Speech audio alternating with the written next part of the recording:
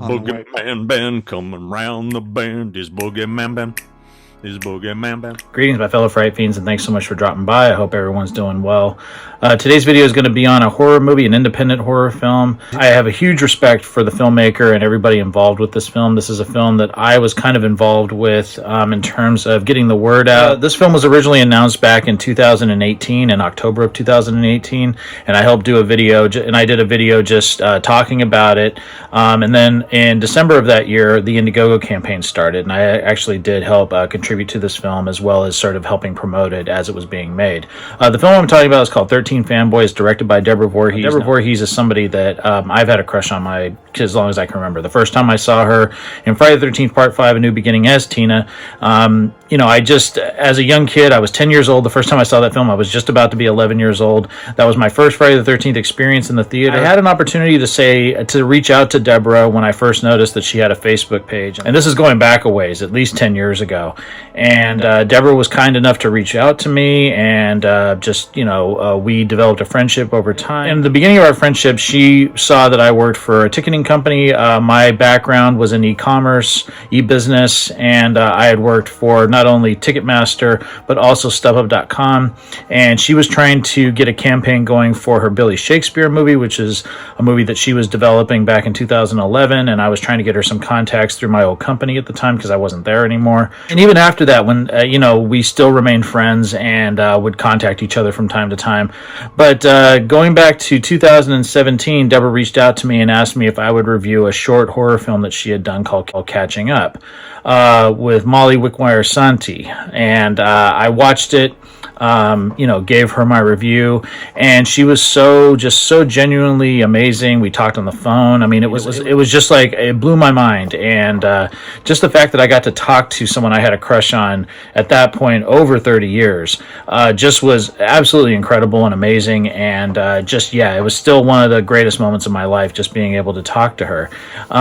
We got to meet up in 2018 when her and her husband were here visiting the Bay Area, where I live in San Francisco. And she started telling me a little bit then that she was developing something, that she was working on getting back into the horror genre and developing something special with a lot of alumni from the Friday the 13th franchise. So 13 Fanboy is the result of that. This is a fan film. This is a film that is being funded by fans for fans. Deborah has said that many times. And I bought the film off iTunes. It did come out on October 22nd. You could see it in theaters. It did have a limited theater run. I know that Deborah was doing touring with some of the cast members at some of the theaters down in Los Angeles. But yeah, I bought it the day it came out. I bought it off of iTunes. I watched it as I was trying to wrap up things at work before going on vacation. And then I watched it one more time after that before this review. But I'm really excited to talk about this film. So the plot of 13 Fanboy deals with an obsessed fan who stalks his favorite actors from the Friday the 13th films and beyond, mirroring his idol, Jason Voorhees. The movie was directed by Deborah Voorhees, and she also co-wrote it along with Joe Paul Reisig. And the film has an amazing cast. For the lead, you have Hailey Greenbauer as Kelsey Voorhees. She played Deborah Voorhees' granddaughter in the film. And then playing themselves, you have just a breadth of amazing genre actors. You have Dee Wallace, Kane Hodder, Judy Aronson, Lar Park Lincoln, Jennifer Banco, CJ Graham, Ron Sloan. And then playing Mike Merriman, you have Corey Feldman. And from the Never Hike Alone, which was really awesome to see these guys, you have Drew Leidy playing Chris and Vicente DeSanti playing himself. So I think the one thing my first takeaway from this film, and I just sort of want to put this out there for people who might, go in and check it out, or maybe already saw it in the theater or on demand, is that this film is a very independent film. It was funded by fans. This doesn't have a huge budget. But the thing that I love about it is that you can tell that everybody involved gave it their all.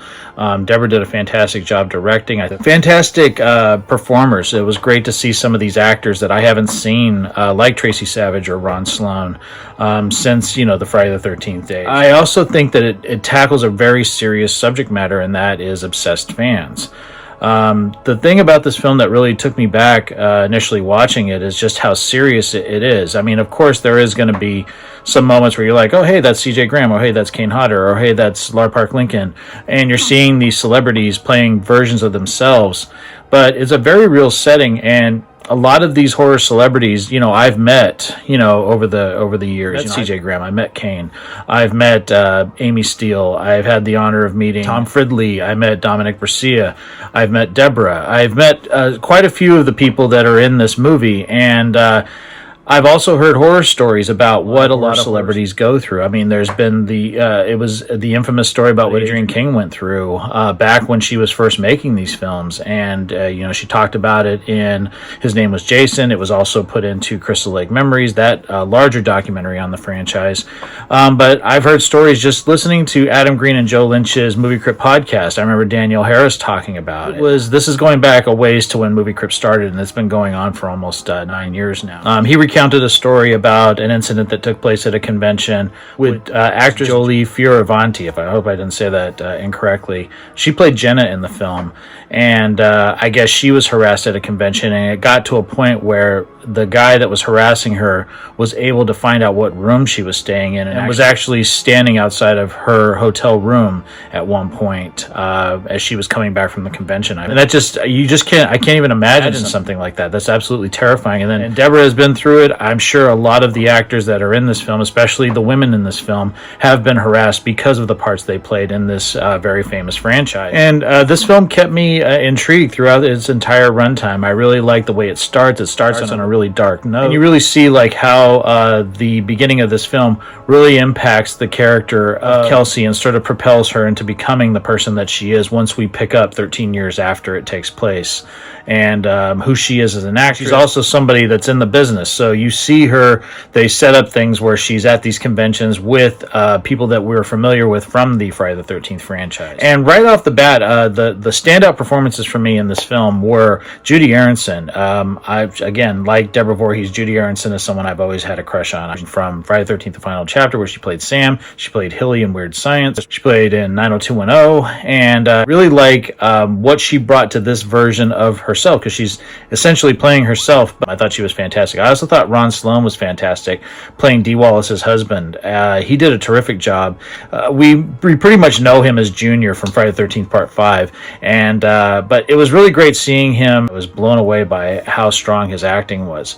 CJ Graham, can't say enough great things about that guy. I've met him twice. He's awesome. He's my favorite actor to play Jason, and I loved him in the film too. And the throwdown that he has with the main killer at the end is one of my favorite parts of the film. Who can't say enough great things about Dee Wallace? She's amazing in everything that she does. I had the honor of meeting her back in 2017. Just what an awesome lady, and someone that I grew up. She was kind of like my movie mom, is what I called her when I met her. Grew up loving her, and I still love her and everything that she does. And I thought she was fantastic and brought a lot of class to this movie.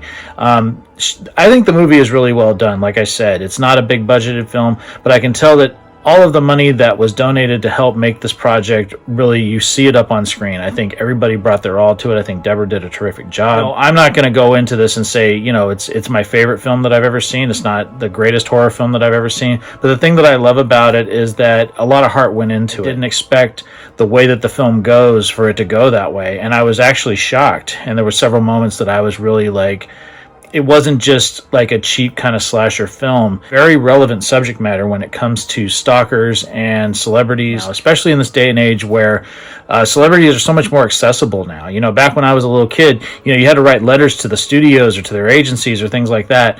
And now, you can follow a celebrity on Instagram or TikTok or Facebook or wherever. And I think the lines between reality and fantasy can get blurred when that happens sometimes. I think that's what this film really addresses well, is like what happens if somebody takes their fascination and their obsession with a franchise a step further. And there are some really truly scary moments in this film, especially the ones involving Lara Park Lincoln and Tracy Savage. Those ones bothered me quite a bit. It was disturbing. And like I said, I didn't know what this film was going to be like. I didn't know if it was going to be tongue-in-cheek. And there are tongue-in-cheek moments, but the subject matter, what it's actually trying to say about obsessed fans, is really down to earth and real, and it really got to me, and I think it's very effective. And it's not a perfect film, but at the same time, I think it's a very relevant film, relevant for today's times and our obsession with celebrities, and how much, especially horror celebrities who are putting themselves out there more so than any other film genre. There aren't conventions for comedies and there's not conventions for dramas, but there are conventions for horror films, and there's quite a few of them every year. And a lot of these people are traveling to those conventions, doing selfies and staged pictures with costumes that they wore in the films. And it's, you know, they're putting themselves out hoping that the people that they're going to be around are going to be respectful and kind. And, you know, sometimes it's like, it must be scary for them to go through that, because you hear about these hostile experiences that these horror celebrities are having to deal with regards to fans, obsessed fans. So I have to say, I have to give it up to everybody involved with 13 Fanboy, reaching out to Deborah. Deborah, you did a fantastic job on this film. I think you did a great job of getting all of these awesome people from the franchise that we love so much, as well as Dee Wallace was involved with quite a few horror films that we've all grown up loving. I think the film is great. I think everybody should give it a chance, but just remember, it was funded by fans. It's for fans. It's a low-budget film. Give it a chance. Check it out. If I had to give 13 Fanboy a rating on my scale, I would give it 4 skulls.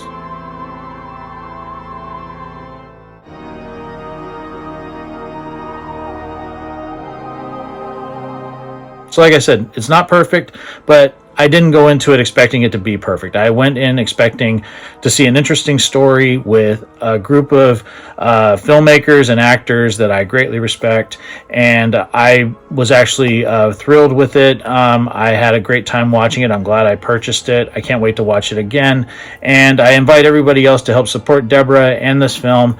Thank you so much, everyone, for watching. If you've seen 13 Fanboy and you liked the film, if you didn't like the film, let me know your thoughts down in the comment section below. Would love to hear from everyone. And as always, thanks so much for dropping by. I hope everyone's doing well. And I promise there's some really good horror content coming up real soon. So take it easy. Stay scared as always.